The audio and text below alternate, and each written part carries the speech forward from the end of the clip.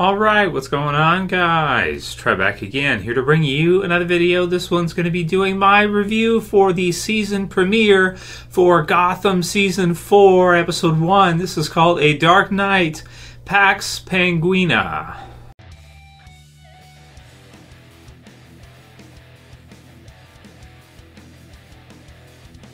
And spoiler warning, as per usual, if you guys have not seen this premiere for Gotham Season 4. So, I was pretty excited for this one, was anticipating this premiere quite a bit. And yes, if you guys didn't know, Gotham did premiere last night, which was a Thursday, so it's going to be on Thursday nights this year. They've switched the day. It sounds like Gotham is not doing too well on Mondays, but it's strange because it's a really fun show, and you would think that based on the amount of fans DC has, and Batman of course has, being that he's the biggest, the most popular superhero that there is. If you go by comic sales, if you want to look at comic sales, and top 10 every month pretty much, there's at least 2, 3, a lot of times 4 different Batman comics in the top 10 best selling for the last couple of years. Really has been pretty much straight through. So Batman, you know, huge character, obviously, tons of movies for the character, and this is really, aside from the animated series, the cartoons and that, one of the only really great, I want to say, you know, one of the only really interpretations of Batman in live action, you know, in terms of like a TV series I can even think of. I can't even think. I remember Smallville for Superman and some of these others in the 90s, but this is like the only time we've seen, you know, a TV series live action version since like dating back to maybe even the Adam West days, that kind of thing, right? The 60s and that. So, you know, I do appreciate Gotham. I do enjoy it, and I do like it, and I hope it continues. But the fact that they're switching the night tells me that they're probably putting a lot into the show. They're producing, they're working really hard on it, and maybe it's not producing as much as they want it to. It's not doing as well as they want it to do. So that could be a reason why they that's most likely the reason why they switched it, is to see if it'll do better on Thursdays than it's been doing on Mondays, because it is a really fun show. Definitely, and I mean, this episode right here, I think, showed how much the series is changing. It's reinventing itself constantly. This season has a new feel versus some of the prior seasons. Like if you look at Season 3 last year, they had a very colorful, poppy kind of feel to the show. This episode right here, at least this one, you know, A Dark Knight, the Penguin, let's see, Dark Knight, Pax Penguina.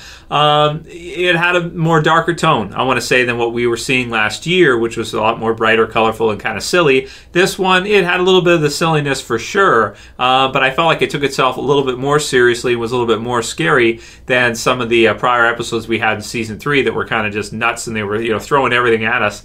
I probably have to go back and watch the Season 3 finale, episodes 21 and 22, because so much changed in those episodes. You had character deaths, you had so many just different things happening that it's almost like with Season 4 we're getting a completely new cast of characters, and it's kind of a sudden jump, you know, just to see how fast everything is changing with the show and which characters are kind of coming in to replace other ones that were killed or that are, you know, frozen or what have you.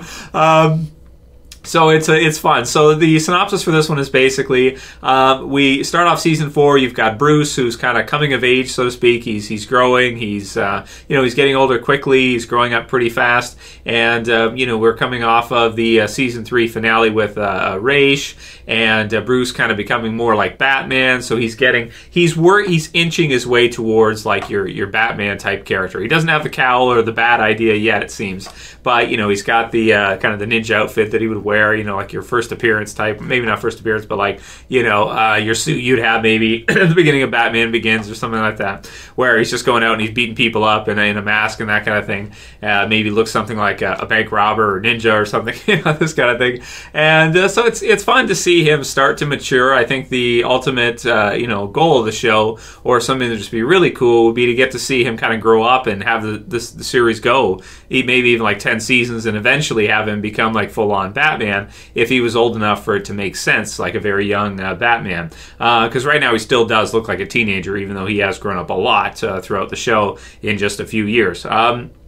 So that stuff's all fun. I've been enjoying that. I like that. I always like the kind of the relationship that he has with Selina, where it's this on again, off again, you know, Batman, Catwoman type thing. They're both kind of got their mentors. They're both growing up. Tabitha's got the whip, and you know, Selina's learning from her and that kind of stuff. So it's really nice setup here. A lot of things really well set up. We also see a new villain come to the forefront in this this episode, as we see kind of an opposite to Bruce at his age, a younger Scarecrow, which is really cool because we have kind of like our Joker, and we've had a Scarecrow before, his dad, but now we get to see Jonathan kind of take on the mantle as Scarecrow, and this is kind of like an origin episode for him and his version of the Scarecrow in this premiere, which I thought was great. I really liked it. Some really good usage of the I almost want to say the Batman Begins. You know, Scarecrow getting drugged by the thing, and then they use the shaky cam, and everything becomes like monstrous and that. My favorite one has to be when when Penguin gets sprayed, and he sees Ed, the Riddler, kind of coming at him, and that kind of thing. And that's really great. You know, I really love that one a lot. So they had the actor, you know, be able to be there to do that. Even just that one little sequence with him was kind of classic for me.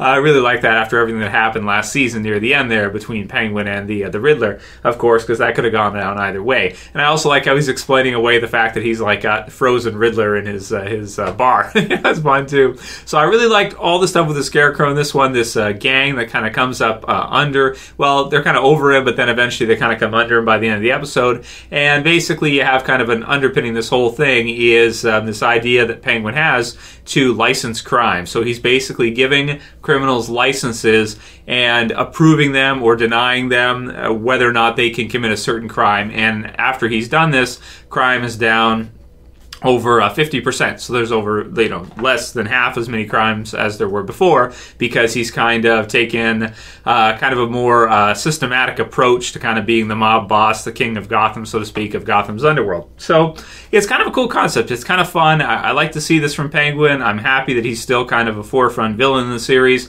I'm looking forward to seeing the Riddler return eventually, which I'm sure is going to happen this season at some point. And yeah, it's just a lot of fun. And the episode, you know, had some good stuff in it, had some good mix back and forth. I think that's most of the stuff I want to touch on. I like when you have Gordon, who gets beaten up by his fellow cops because they think he's going to screw it up. This deal they have where they don't have to worry about getting killed or anything like that, because crime's all licensed and controlled by the underworld, so they can just kind of like, get paid to just snooze and relax or whatever. So, yeah, it was fun. It was a pretty good premiere. It was a little bit more serious, a little bit more darker than what we've seen just recently, and just a lot of changes with the characters. Zaz was really good in this one. I like that a lot when he tells Tabitha he's going to have to pat her down, right? It's funny.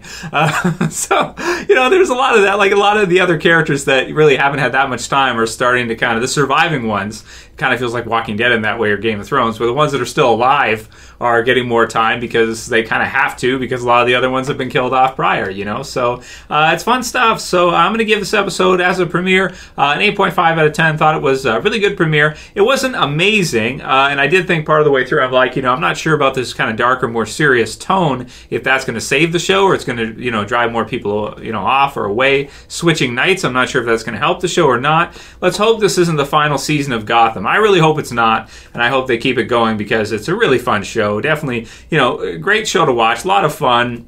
You know, you could say maybe it's, you know, too silly sometimes or that kind of thing. But, you know, after all, it is based on a comic book and it's in live action. So I think this might be one of the best ways to handle that type of story, you know, and do that many episodes. You have to have some kind of craziness and silliness, characters coming back and doing things like, you have to do that when you're doing 22 episode seasons. You have no choice.